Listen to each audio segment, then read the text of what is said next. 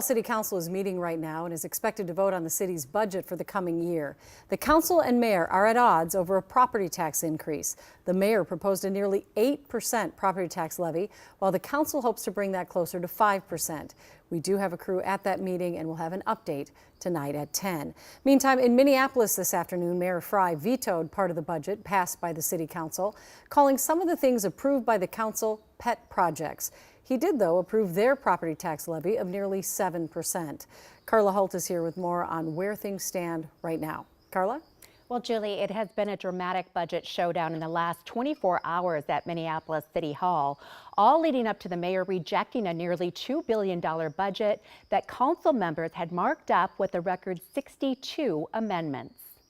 And today, we passed a budget that deeply reflects the values of our community. Minneapolis City Council members this afternoon lined up to tout their $1.9 billion budget. These are items and priorities and programs that our residents need.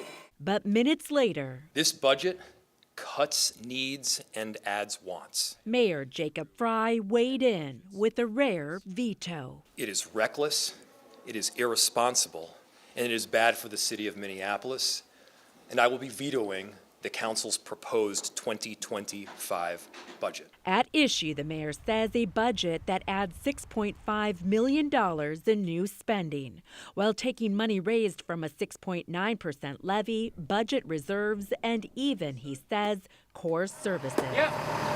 From fixing potholes and plowing streets to ensuring the Minneapolis Police Department keeps funding for equipment, overtime, and recruitment. Chief Brian O'Hara says the current budget calls for cutting MPD by $1.8 million. That is damaging to public safety. We are in the business of saving lives. But when it comes to the mayor's allegations, council members are funding so-called pet projects. It's not a pet project to be responsive to our constituents. Some council members took offense. It's unfortunate that we have colleagues and the mayor naming those as pet projects when we're simply meeting the need of our residents that the administration failed to do.